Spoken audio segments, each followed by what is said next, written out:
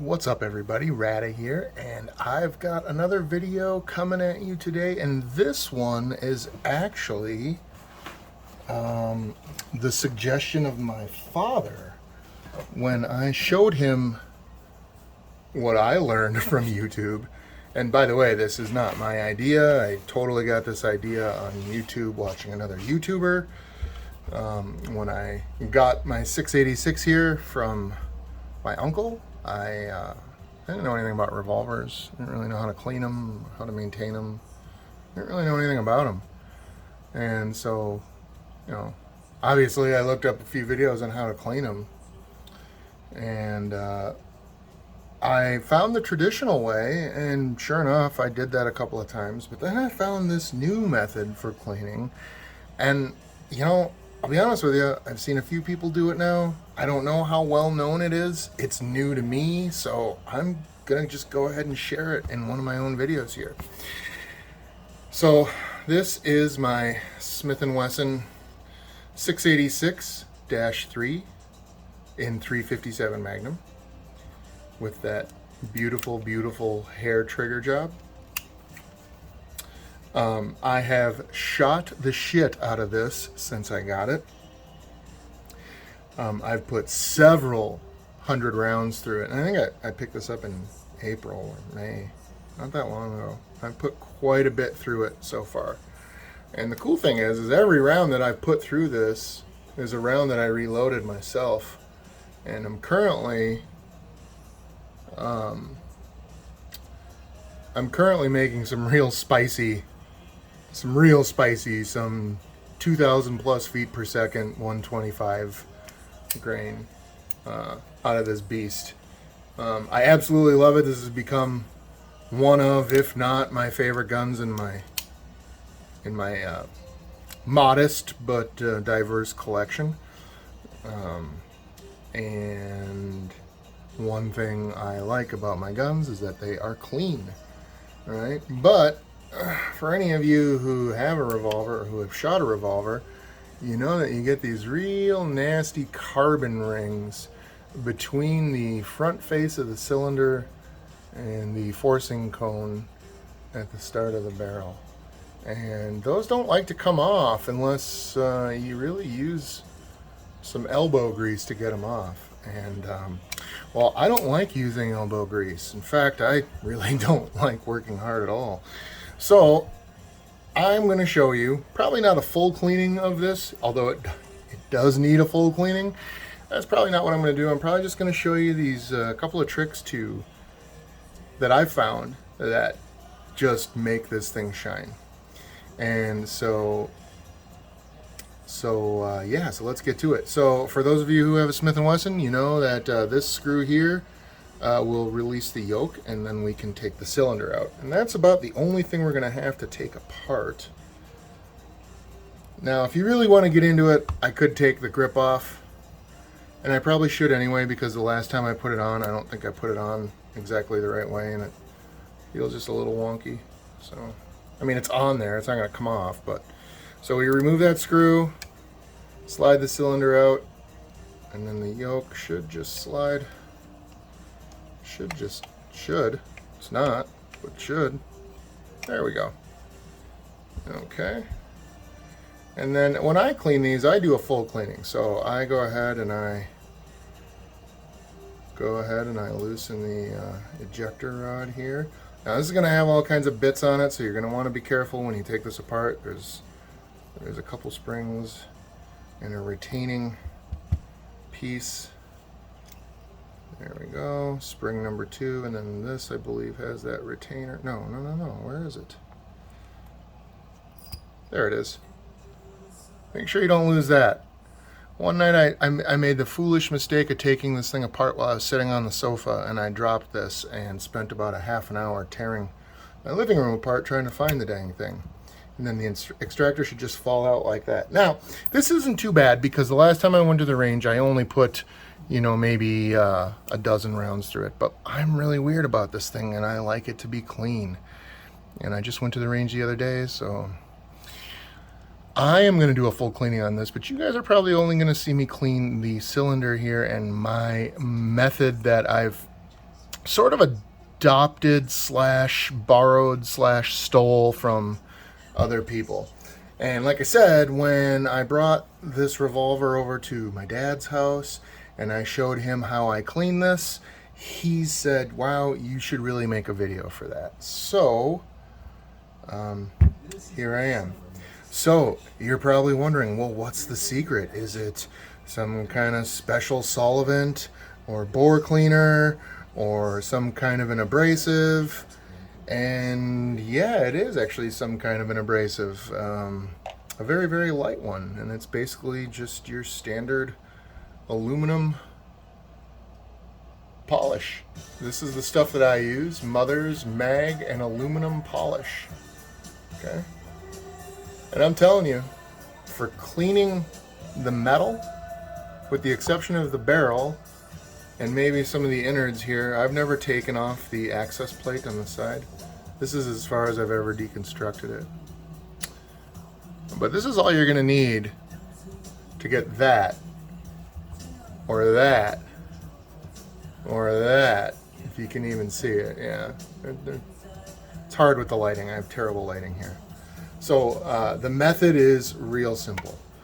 So first we'll just do these heavy scorch marks. And I'll probably, just for the hell of it, I'll go through and I'll show you how I clean out each chamber in the cylinder as well. This won't be bad because, like I said, I just did a deep clean on this, and I only put about a dozen rounds through it. So the back facing part of the cylinder is in really good shape. So I don't even know if I really need to clean that. The gun really isn't that dirty, but like I said, it's just one of those guns that you want to have look nice. So as you can see, this is the towel that I typically use to clean my 686. You can see I use one part of the rag quite a bit. So basically the way I do this is, actually, no, you know what? I'm going to show you something else. We'll do this first. This is something I tried the last time I did it, and it worked pretty well. So let's try it again. I took an old toothbrush and then just kind of dip this in here like so. You don't need much. That actually is quite a bit. So we'll kind of spread it out a little bit. There we go. And I'll zoom in so we can get a better look at what I'm doing here. And then all you got to do is, I mean, the lightest amount of pressure is going to get this stuff off. You don't even have to go crazy. Now, when you get to some of the little nooks, like when you get like right up against that where the yoke goes, you may have to get in there. I sometimes have to use Q-tips to get in there, but the point is you don't really have to put a whole lot of elbow grease in there. It's really just like polishing metal. Just the friction alone will kind of get you where you want to go. So we'll just keep rubbing this around like so. You can already see it coming off. I don't know if you're paying attention, but you can already see. Now, I don't know if this will be perfect, but we're going to go ahead and wipe all this excess off here, and I'll bet you it's going to be night and day difference as to how much better it was. Okay? So we'll go ahead now and we'll take our trusty towel and we'll start removing some of that excess right off the front. And look at that. Would you look at that? Would you look at that? Now again, this is only after about maybe 20 rounds. Maybe, well, 24 rounds because I do them in groups of 6. So it wasn't that dirty, but I'm telling you, it doesn't matter if you put 50 through here or 100 through here. All it takes is just repetitious. I'm telling you, I had very little pressure going down on this. It's really just moving the brush over it. And I would recommend going in different directions and different angles just to get into some of those right up next to the cylinder. Oh, that's my stupid cats. Get right up next to where the yoke goes into the cylinder here and get it nice and good like that. Now,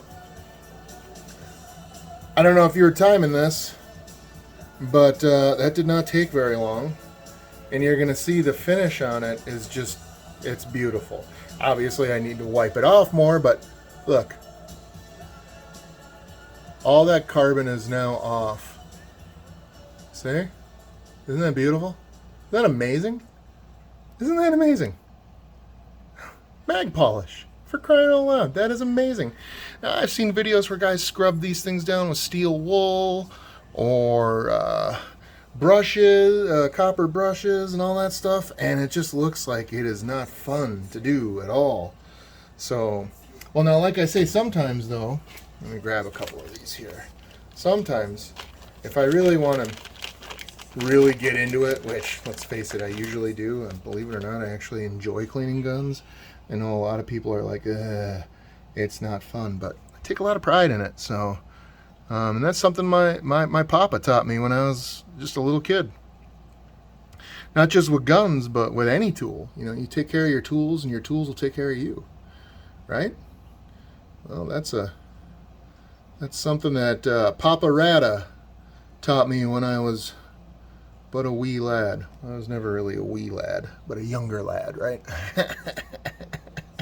Okay, so by the way, you'll see some discoloring on whatever it is you're using. That is perfectly normal.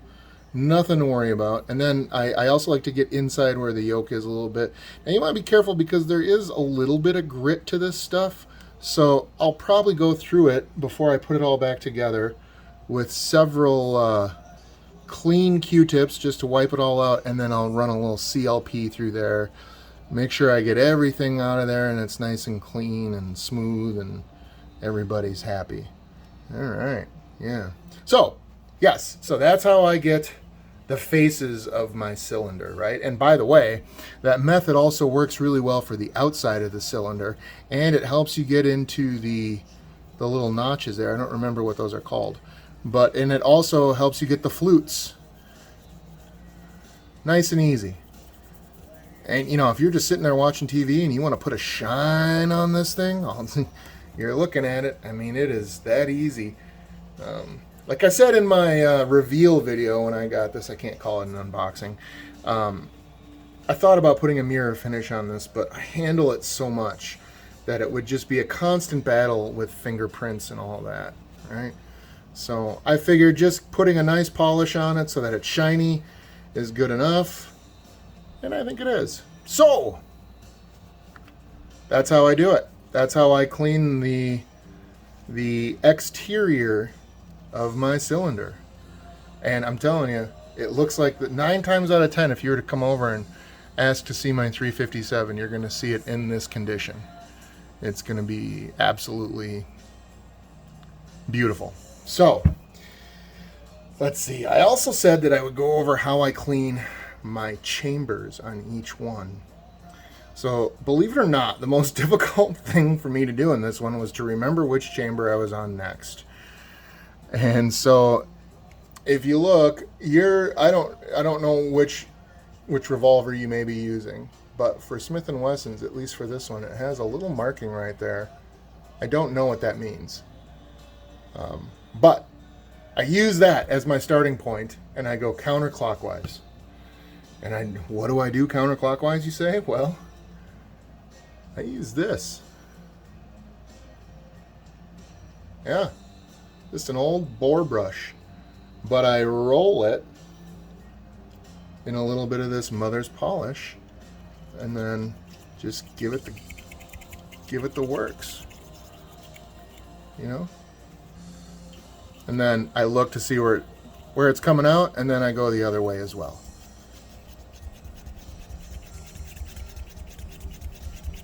Just like that. Now these are pretty clean because, like I said, the last time I cleaned this revolver, it was a deep clean, so I probably don't need to go too crazy on the chambers here. But I'll just clean this one, actually. Actually, no, screw it. Since I got it started, let's just get her done, right? It's not like it's hard. So what I like to do is I'll do all of them on one side like this. And again, it doesn't take much. And if you do this every couple times you shoot, it's super easy to just keep them like sparkly, polished, clean. And if you're anything like me, you get a tremendous amount of satisfaction with a clean firearm. So we already did that one, and we're going counterclockwise. So Ignore my cats. Okay. 3, 4.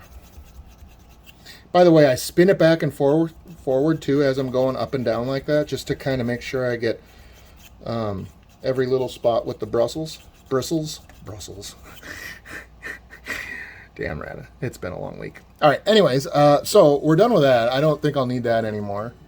And so we will go ahead and take our trusty towel here, and we will wipe off all the excess like so. Okay. Now again, normally I would take the toothbrush there and I would kind of go over this again. I suppose I could. There's a little bit, but I'm not gonna. It's not necessary. It's already pretty clean. And so now we just want to make sure that we got all that bullshit out of those chambers, right? Because we don't want gritty polish going in there when we try to chamber rounds. So this is where your, patch pusher is going to help. So I just run patch in there and kind of the same thing. Just back and forth a bunch of times, spin it around. Make sure you get it nice and clean. Okay, so that was the first one on the V. Now, if your chambers are really bad, this is probably going to take a couple of patches to get the job done. The first time I did this, scraped it with the brush like that, and then ran these through. Oh my! I went through 3 patches. Every 2 cylinders, I had to swap out the patch. But I've found now that if you do it regularly, you can get it done in 2. Okay, and I'm already on my 4th cylinder. Maybe we should switch it out, huh? Let's just do that. And they get pretty icky. I don't know if that's just from the polish, or if that's from a combination of polish and just the ickies that are left over, the residue left over. But I don't know necessarily how that would happen, because these are, like I say, real spicy. So I'm sure they seal up real nice. Okay, so let's see. What did I say? We are on number 4. So there's the V, 1, 2, 3. So we'll do 4 over again here, maybe. There we go. Okay. 4. Yeah, and then you'll see here real quick. Now, don't forget to kind of do the same thing here with where the yoke goes, because remember, we put polish in there, but look at that. See those things shine? I know you can see that. Look at that. Look at that. Look at the inside of the chambers there. See that? Yeah, so yeah, this is absolutely my preferred way to clean a revolver. Obviously, do not do this if you have a blued revolver. You will ruin your finish in as few words possible. This really only works with a stainless steel revolver.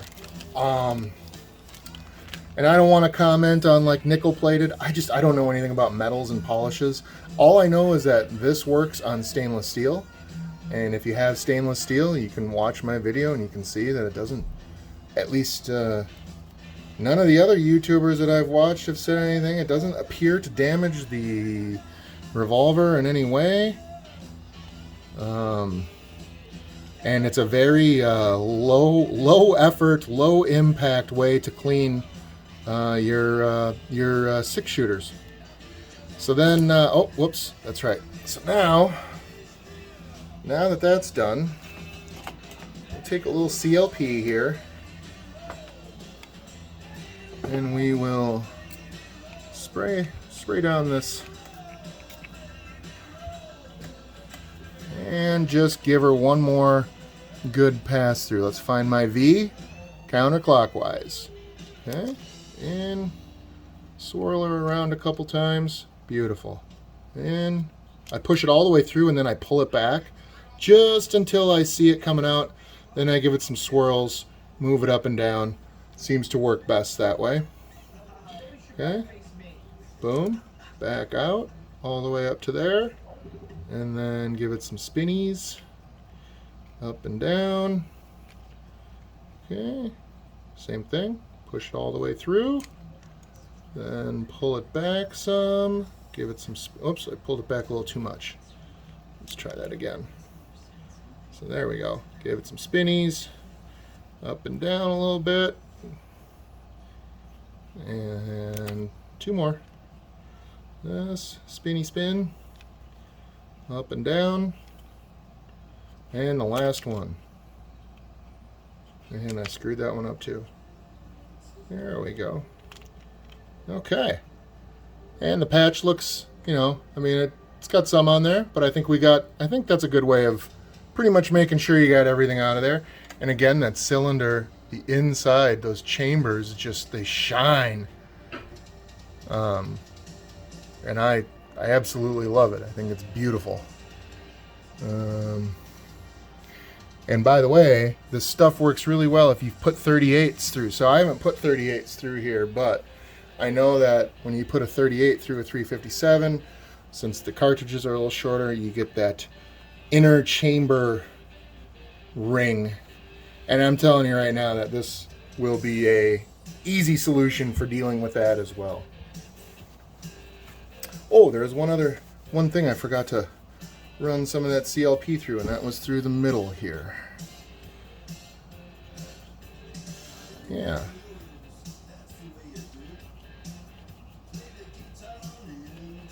All right. And you know what? I might actually take this off, just because I can't really get in that opening here with that patch pusher. I suppose maybe I could have tried the lug, but okay. So yeah, so obviously I have fingerprints all over it, and I have CLP on my hands, so it's going to print it up even more. But as you can probably see, this cylinder is now in really, really good shape. Let's see if I can get all my prints off it and see if we can't get a good look at it here. I'll grab one of these to hold her up. Let's see. That's not strong enough. That was kind of silly to even try, really. But anyways, I guess we don't need to do that. I still got some prints on there, but for the most part, it looks pretty good. Yeah. I'm very pleased with the results that you get from this stuff. Yeah, so that's my video. I could go through and just clean the whole pistol, I'll tell you, but I don't. That'd be a long, boring-ass video. You know, I like cleaning guns, most people don't. So I'm not going to put everybody through that. But I will say what I do. And essentially, I repeat the process that we've been looking at already. And I take my brush here, I put a little bit of, that's about what I meant to put on there. A little does go a long way. You don't need much, right? And then I just apply. And again, it's just repetition, repetition. You just want to get as much friction. And you know, between the top of the frame and the top part of the forcing cone, that can be like a real pain in the butt to get in there. And this does a pretty good job. Sometimes I'll need to go in there and get the last little bit with a towel or a Q-tip or something like that. The forcing cone can be kind of a pain in the ass. I mean, if you're a stickler like me and it's got to be clean and it's got to be shiny and it's just got to be beautiful, the forcing cone can be kind of a pain in the butt to get to that standard. And honestly, sometimes when I try to talk myself out of shooting this, that's what I go to. It's like, well, you know, you're going to have to clean around that forcing cone again, and you know how much you hate that. It's probably the only thing on cleaning that I don't really like. And even then, it's not that bad. And as you can see, you know what? Jeez, I practically am cleaning this thing. Okay. All right, you guys win. We'll do a full cleaning. I mean, I'm almost done with it anyways, so, right? The only thing I'm not going to do is run a bore snake through it, because that I did do last time, and I didn't put enough rounds through it for me to justify doing that. But I just run a bore snake through this. Yeah, see, that got it. So sometimes, just to be really thorough, I'll take this towel here and I will run it between the forcing cone and the top of the frame, just back and forth like that a few times. Try to put some pressure on there, really get in there and get all the bits, right? Yeah. And then you'll see it's all printed up, but the gun itself should be, like I say, pretty clean because I didn't really fire it a whole lot of time. I went to go use I got a new part for my chronograph because I accidentally shot my Caldwell G2 chronograph in March on my birthday. I took it out to test some loads and accidentally shot the damn thing. And I just got the replacement ground screen yesterday, and I went to test it out, and I couldn't get the chronograph to pair with my phone. So it just seems to be like one big pain in the butt. Maybe I'll just buy a lab radar. All right, yeah. So this is become my pride and joy, and I love it when it's clean, and I love it when it looks like nobody's touched it. Although that's kind of hard to pull off because this thing gets to handle this probably almost every day in one way, one form or another. If I'm not taking it to shoot, I'm using the chamber or the chambers in the cylinder to check some reloads or something. This one is almost a daily handle. I do like it, and I think the next time I go, I'm going to try this guy out. Now, my uncle gave me this. This is a weight, right? I believe it's for competition. I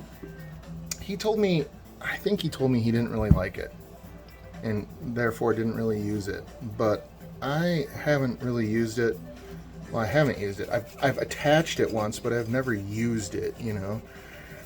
Now these 357s that I've been developing are pretty spicy, and I won't lie, there is some recoil to them.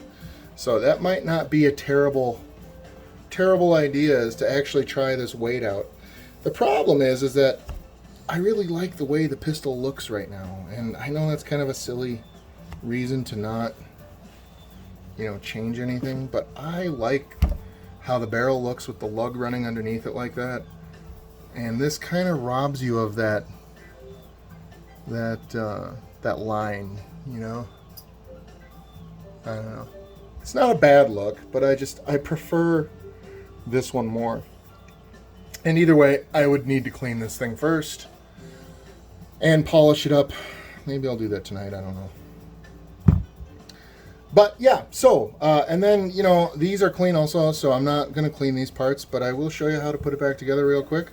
So we're going to take our little spring retention bolt nut thing, and then and what that does is that holds this spring in place.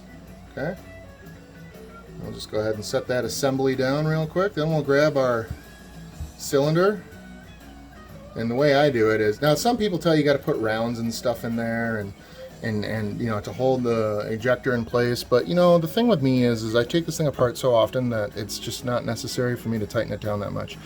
So what some people didn't know, what I didn't know, is that there's a little groove here on the extractor, and there's one little tiny cog right there. There's only one way this thing goes in. Alright, I guess that does. The extractor could have used a little cleaning, I guess, but we're good. Then once you get the extractor in, you're basically home free. So you're going to put this guy in there. Now keep in mind, this is threaded, right? Wait, where's the threads? Oh, they're way down there. Yeah, they're way down there. See them? Threads are right there. Whoops. Got threads right there. And those threads are going to keep the spring pretty much under tension. So you're going to want to push this in and then turn it counterintuitively, so counterclockwise, right? Because what do you normally do? Lefty loosey, righty tighty. Well, in this case, it's lefty tighty, righty loosey. All right. Now I finger tighten it, and I go ahead and I really crank it down there really good. But as far as I'm concerned, that's all you need to do. Now, if you're going to go make a huge day out of it, and you're going to put, maybe a couple hundred rounds through it, you may want to check, because that can actually get your whole that can actually block the cylinder from being able to swing out if you let it, because the friction from the gun going off can loosen it and loosen it and loosen it until it's too long to clear. And when that happens, you're going to have a dickens of a time trying to get your cylinder to roll out. So then we'll go ahead and put the yoke back on like so. And again, normally I clean the yoke. Normally I clean everything. I scrub it all down. But like I said, I was fortunate today that this didn't need a whole lot. Go ahead and put the yoke back in there. Then we'll take our yoke retention screw, or whatever they call it. That's what I call it. That's good enough for me, honestly. Okay. I'll be very careful here so you don't scratch your nice shiny gun. Okay. Alright. Alright, then you do your customary test. Make sure she's all good. Yeah, and then I do my final wipe down, because it's got my fingerprints all over it, and if you're gonna go commit some crimes, man, you can't have your prints all over the gun, man. Just kidding. Yeah. So there she is. There is my cleaned. I guess I cleaned the whole thing after all, except for the barrel. The only thing I did not do is clean the inside of the barrel. And then it was I just run a bore snake through there, and then I use some light. I run a patch with some light hops oil on there. CLP would probably work too. Old habits die hard, And again, this is the stuff right here. Mother's brand. So if you've ever washed your car by hand, you've probably had a Mother's product, whether it's car wash or wax or what have you. So this is a company, and I believe this is for wheels. I think this is primarily what they make it for, is people who have stainless rims and things like that. Great product, and like I say, a little bit goes a long way. I've been into this one here a little bit, as you can see, but I keep in mind I'm one of those people that I clean my guns after every trip to just about every trip to the range. I'm kind of allowing myself to slide on my Glocks a little bit, because honestly, it's so ridiculous how I clean these things. I could take my Glock out and test 20 rounds through it, and I'm going to clean it. So I'm trying to let go of that habit and let it get a little more dirty before I go ahead and break it down and clean it. Anyway, that is all I have for today. If you found this video useful or helpful or informative, feel free to subscribe, leave a comment, like, tell me how wrong I got it, tell me how terrible of a job I did. Hey man, whatever you got to do. I'm all about it. So until next time, everybody, take care.